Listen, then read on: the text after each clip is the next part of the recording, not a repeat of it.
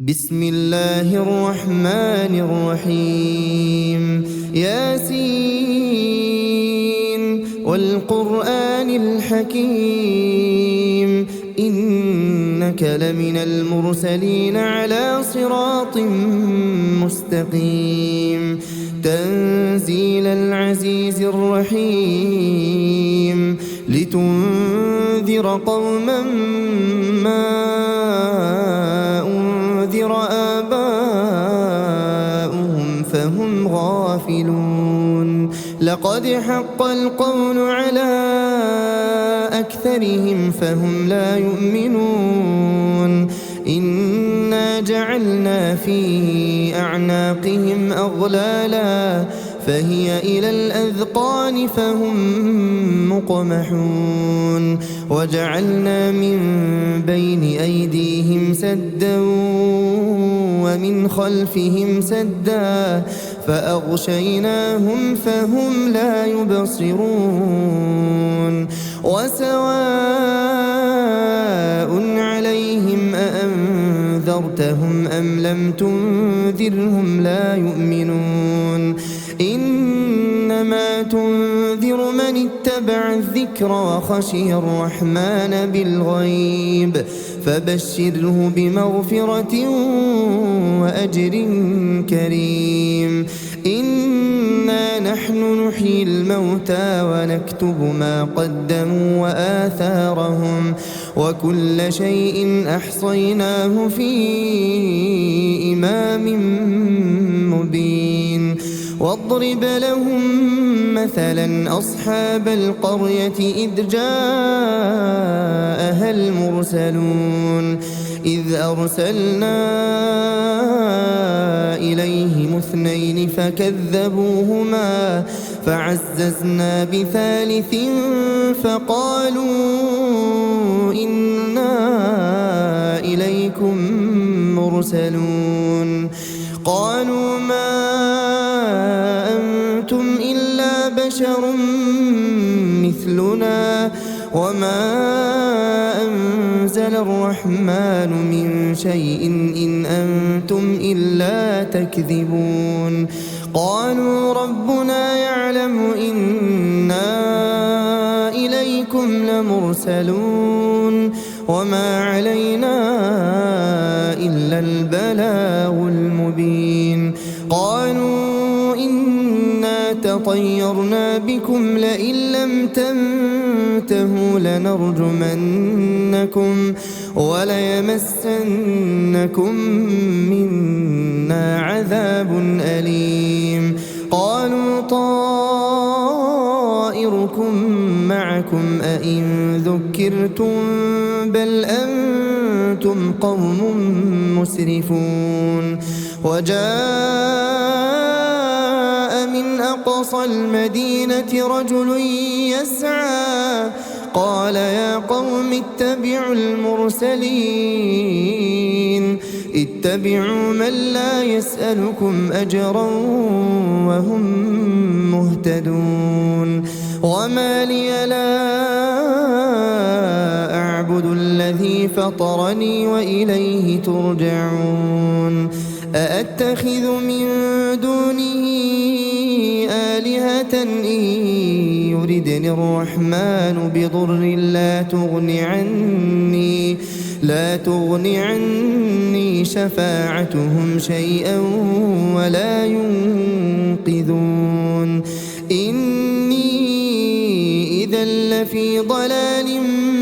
مبين إني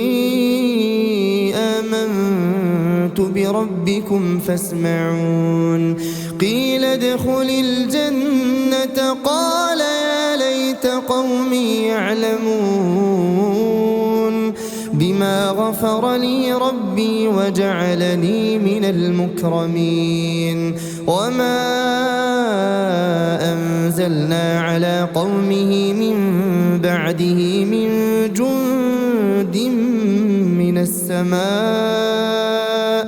وما كنا منزلين إن كانت إلا صيحة واحدة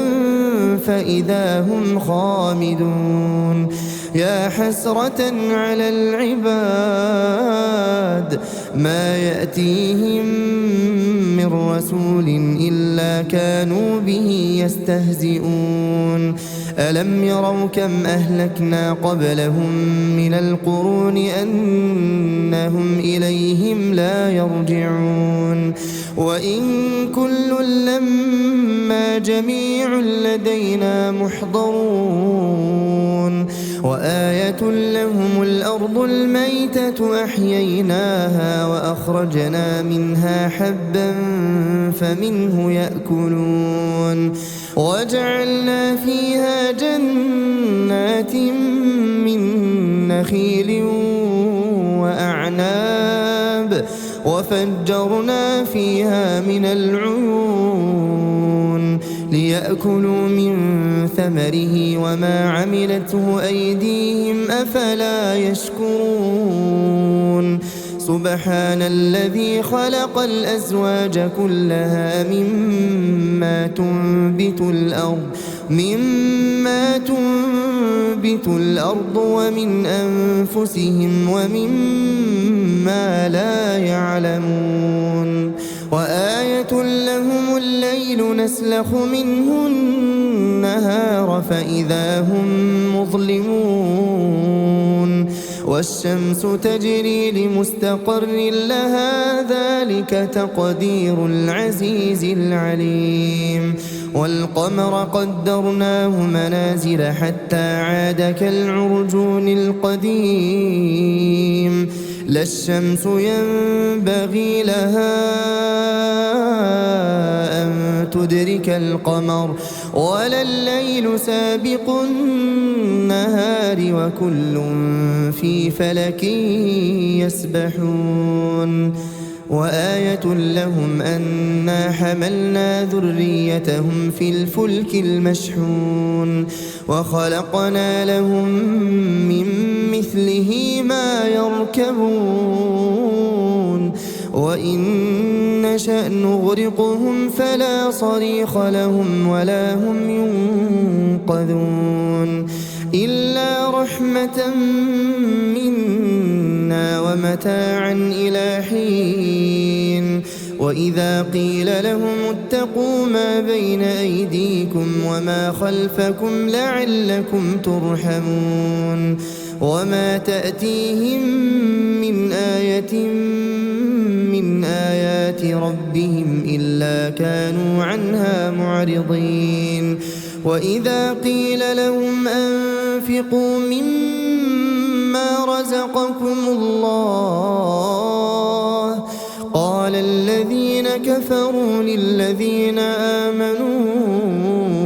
أنطعم من لو يشاء الله أطعمه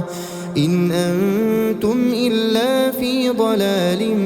مبين ويقولون متى هذا الوعد إن كنتم صادقين ما ينظرون إلا صيحة واحدة تأخذهم وهم يخصمون فلا يستطيعون توصية ولا إلى أهلهم يرجعون ونفخ في الصور فإذا هم من الأجداث إلى ربهم ينسلون قالوا يا ويلنا من بعثنا من مرقدنا هذا ما وعد الرحمن وصدق المرسلون إن كانت إلا صيحة واحدة فإذا هم جميع لدينا محضرون فاليوم لا تظلم نفس شيئا ولا تجزون إلا ما كنتم تعملون إن أصحاب الجنة اليوم في شغل فاكهون هم وأزواجهم في ظلال على الأرائك متكئون لهم فيها فاكهة ولهم ما يدعون سلام قولا من رب رحيم وامتازوا اليوم أيها المجرمون ألم أعهد إليكم يا بني آدم ألا تعبدوا الشيطان إنه لكم عدو مبين وأن اعبدوني هذا صراط مستقيم ولقد أضل منكم جبلا كثيرا أفلم تكونوا تعقلون هذه جهنم التي كنتم توعدون اصلوها اليوم بما كنتم تكفرون اليوم نختم على أفواههم وتكلمنا أيديهم وتشهد أرجلهم بما كانوا يكسبون ولو نشاء لطمسنا على أعينهم فاستبقوا الصراط فأنى يبصرون ولو نشاء لمسخناهم على مكانتهم فما استطاعوا مضيا ولا يرجعون ومن نعمره ننكسه في الخلق أفلا يعقلون وما علمناه الشعر وما ينبغي له إن هو إلا ذكر وقرآن مبين لينذر من كان حيا ويحق القول على الكافرين أولم يروا أنا خلقنا لهم مما عملت أيدينا أنعاما فهم لها مالكون وذللناها لهم فمنها ركوبهم ومنها يأكلون ولهم فيها منافع ومشارب أفلا يشكرون واتخذوا من دون الله آلهة لعلهم ينصرون لا يستطيعون نصرهم وهم لهم جند محضرون فلا يحزنك قولهم إنا نعلم ما يسرون وما يعلنون أولم ير الإنسان أنا خلقناه من نطفة فإذا هو خصيم مبين وضرب لنا مثلا ونسي خلقه قال من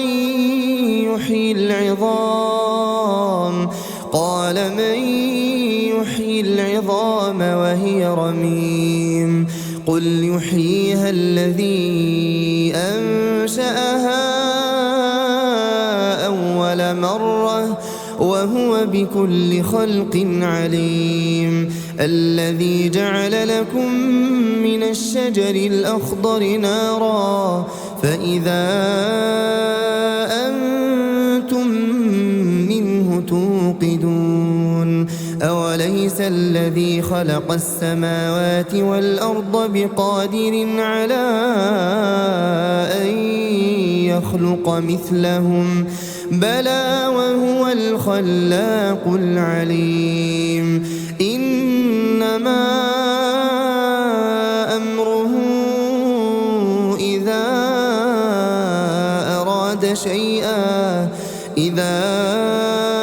أراد شيئا أن يقول له كن فيكون فسبحان الذي بيده ملكوت كل شيء وإليه ترجعون.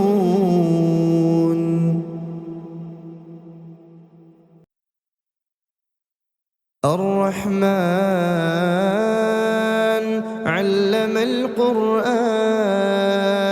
خلق الإنسان علمه البيان. الشمس والقمر بحسبان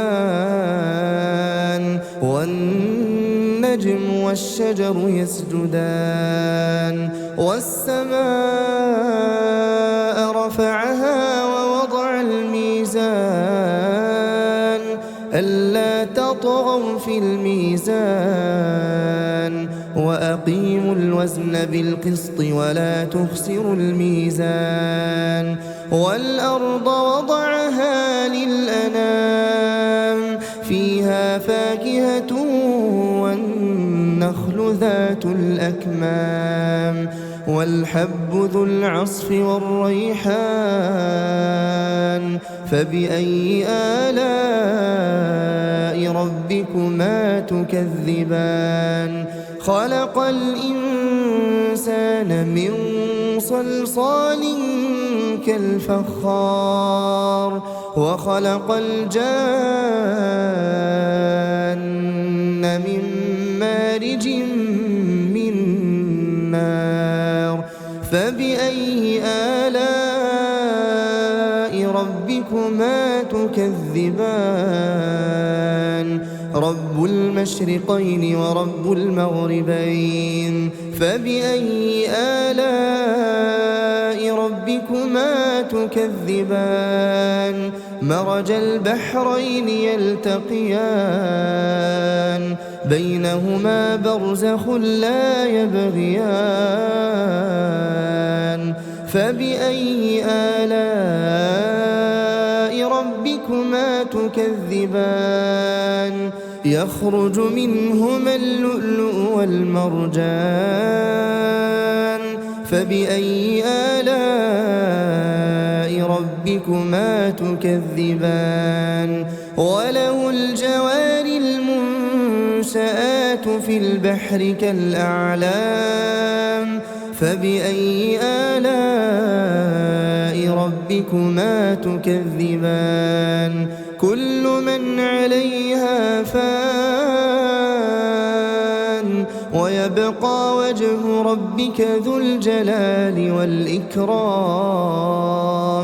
فبأي آلاء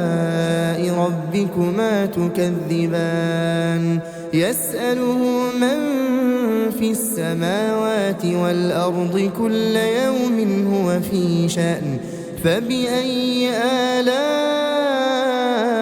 ربكما تكذبان؟ سنفرغ لكم أيها الثقلان.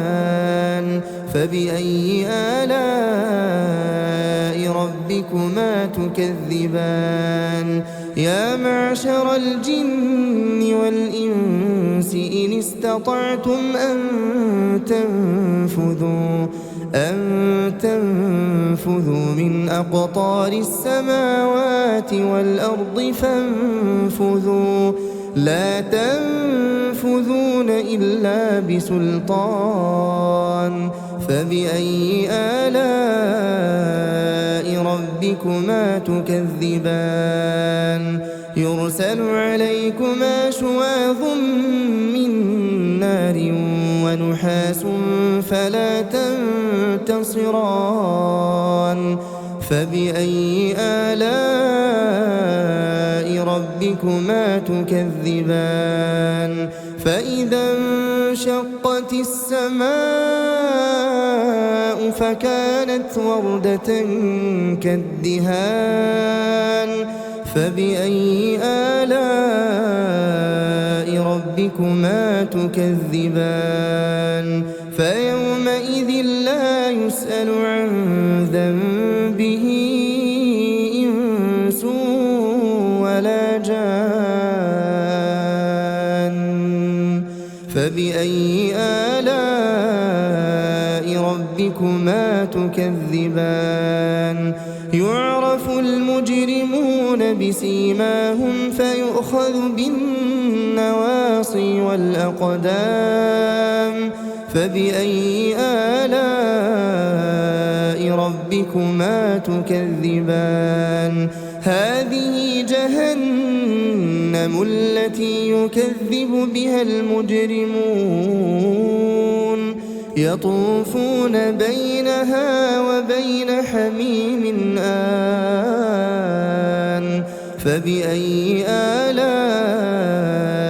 ربكما تكذبان ولمن خاف مقام ربه جنتان فبأي آلاء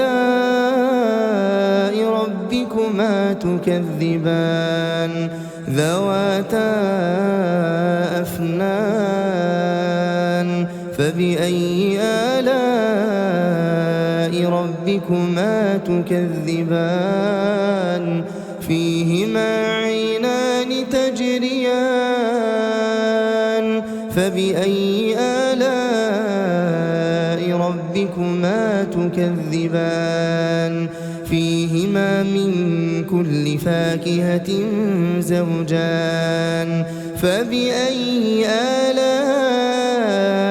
ربكما تكذبان متكئين على فرش بطائنها من استبرق وجنى الجنتين دان فبأي آلاء ربكما تكذبان فيهن قاصرات الطرف لم يطمثهن إنس قبلهم ولا جان فبأي آلاء ربكما تكذبان كأنهن الياقوت والمرجان فبأي آلاء ربكما تكذبان هل جزاء الإحسان إلا الإحسان فبأي آلاء ربكما تكذبان ومن دونهما جنتان فبأي آلاء ربكما تكذبان مدهامتان فبأي آلاء ربكما تكذبان فيهما عينان نضاختان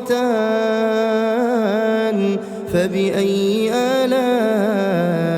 ربكما تكذبان فيهما فاكهة ونخل ورمان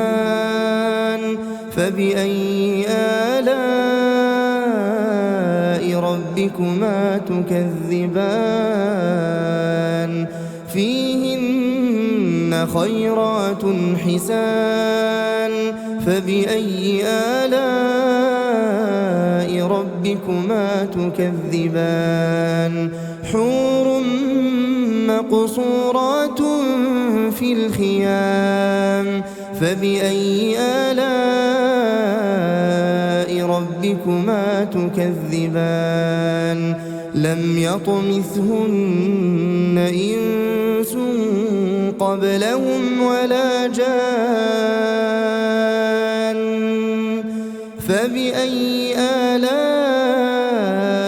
ربكما تكذبان متكئين على رفرف خضر وعبقري حسان فبأي آلاء ربكما تكذبان تبارك اسم ربك ذي الجلال والإكرام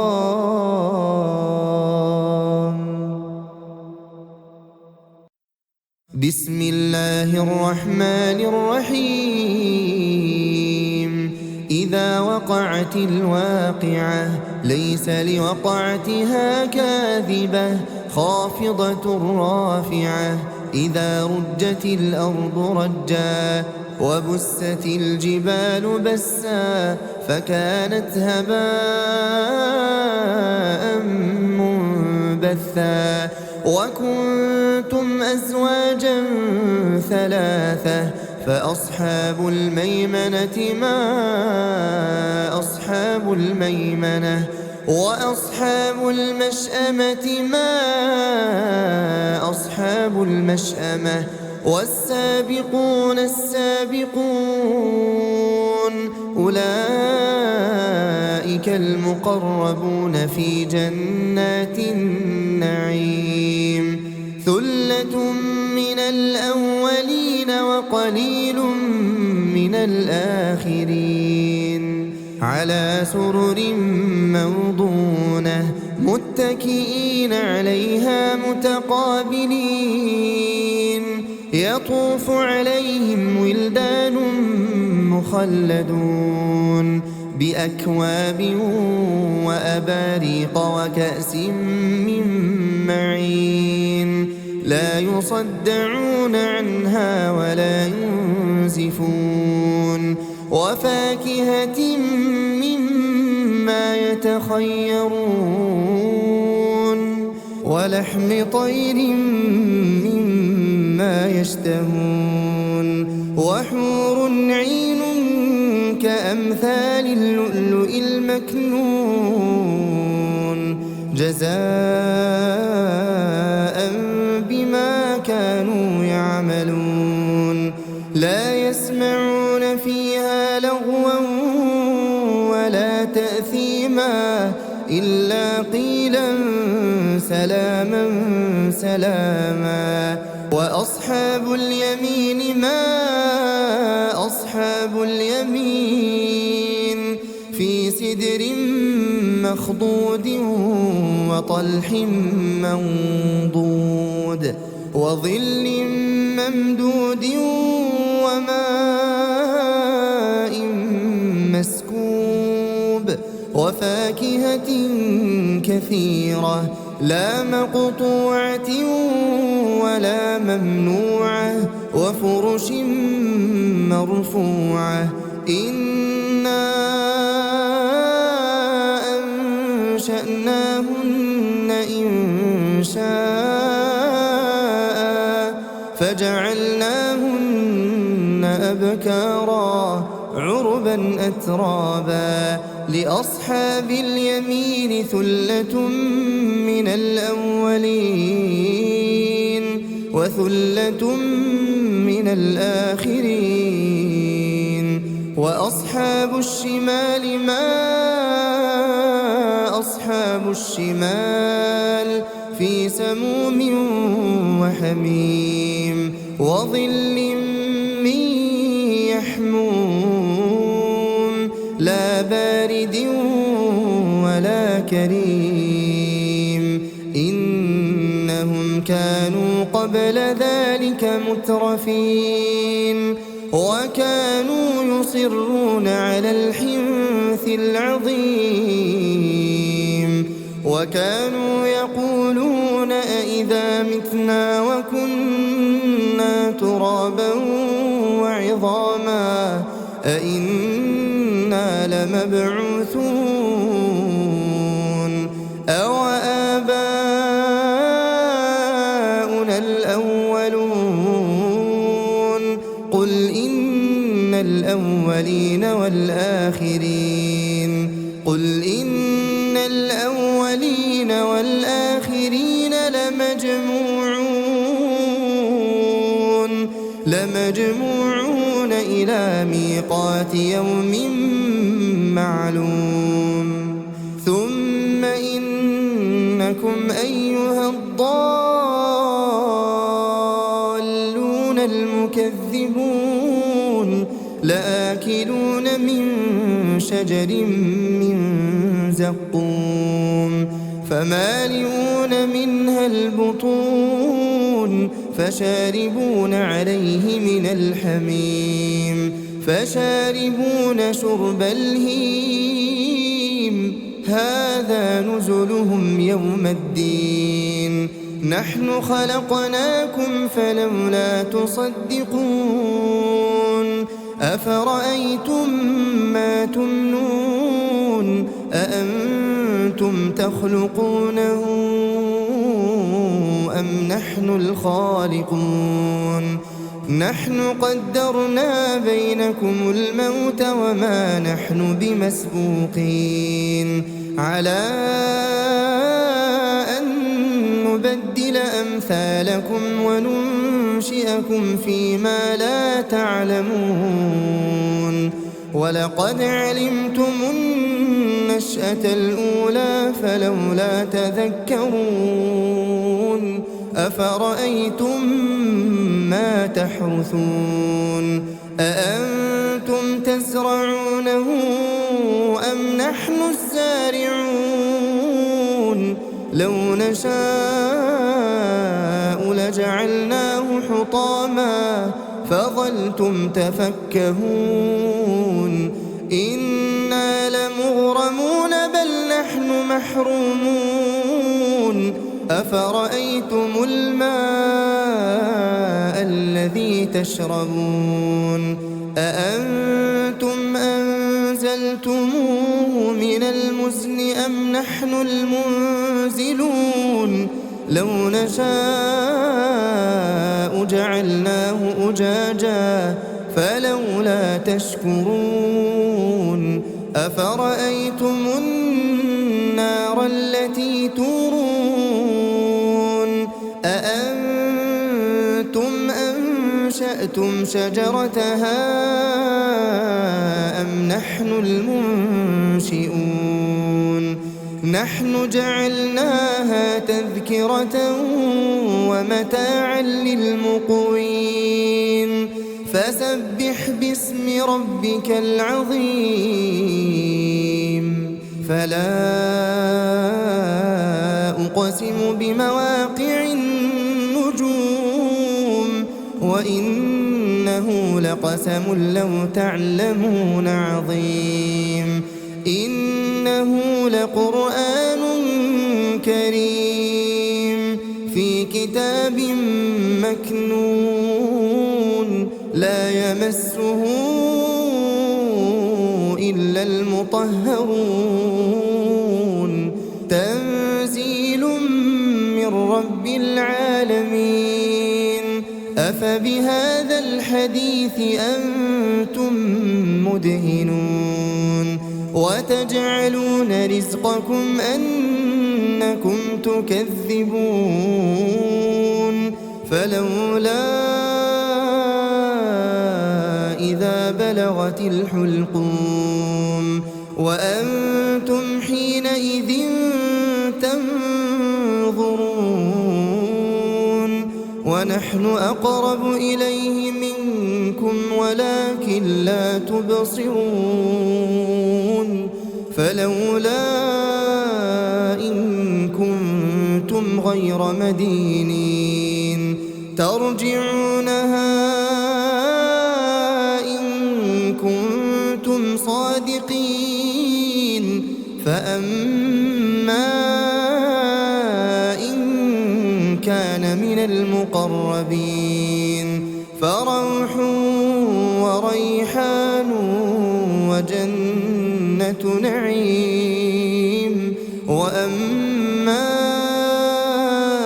إن كان من أصحاب اليمين فسلام لك من أصحاب اليمين وأما إن كان من المكذبين الضالين فنزل من حميم وتصلية جحيم إن هذا لهو حق اليقين فسبح باسم ربك العظيم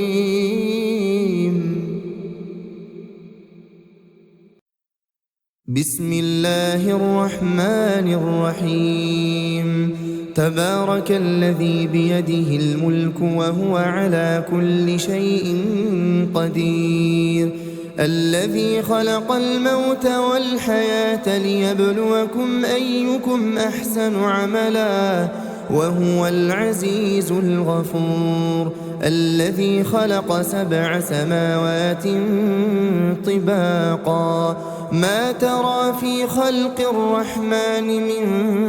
تفاوت فارجع البصر هل ترى من فطور ثم ارجع البصر كرتين ينقلب إليك البصر خاسئا وهو حسير ولقد زينا السماء الدنيا بمصابيح وجعلناها رجوما للشياطين وأعتدنا لهم عذاب السعير وللذين كفروا بربهم عذاب جهنم وبئس المصير إذا ألقوا فيها سمعوا لها شهيقا وهي تفور تكاد تميز من الغيظ كلما ألقي فيها فوج سألهم خزنتها ألم يأتكم نذير قالوا بلى قد جاءنا نذير فكذبنا وقلنا ما نزل الله من شيء إن أنتم إلا في ضلال كبير وقالوا لو كنا نسمع أو نعقل ما كنا في أصحاب السعير فاعترفوا بذنبهم فسحقا لأصحاب السعير إن الذين يخشون ربهم بالغيب لهم مغفرة وأجر كبير وأسروا قولكم أو اجهروا به إنه عليم بذات الصدور ألا يعلم من خلق وهو اللطيف الخبير هو الذي جعل لكم الأرض ذلولا فامشوا في مناكبها وكلوا من رزقه وإليه النشور أأمنتم من في السماء أن يخسف بكم الأرض فإذا هي تمور أم أمنتم من في السماء أن يرسل عليكم حاصبا فستعلمون كيف نذير ولقد كذب الذين من قبلهم فكيف كان نكير أولم يروا إلى الطير فوقهم صافات ويقبضن ما يمسكهن إلا الرحمن إنه بكل شيء بصير أمن هذا الذي هو جند لكم ينصركم من دون الرحمن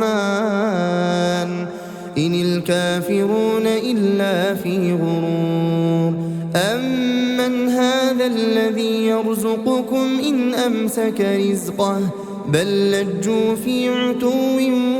ونفور أفمن يمشي مكبا على وجهه أهدى أمن يمشي سويا على صراط مستقيم قل هو الذي أنشأكم وجعل لكم السمع والأبصار والأفئدة قليلا ما تشكرون قل هو الذي ذرأكم في الأرض وإليه تحشرون ويقولون متى هذا الوعد إن كنتم صادقين قل إنما العلم عند الله وإنما أنا نذير مبين فلما رأوه زلفة سيئت وجوه الذين كفروا وقيل هذا الذي كنتم به تدعون قل أرأيتم إن أهلكني الله ومن معي أو رحمنا فمن يجير الكافرين من عذاب أليم قل هو الرحمن آمنا به وعليه توكلنا فستعلمون من هو في ضلال مبين قل أرأيتم إن أصبح ماؤكم غورا فمن يأتيكم بماء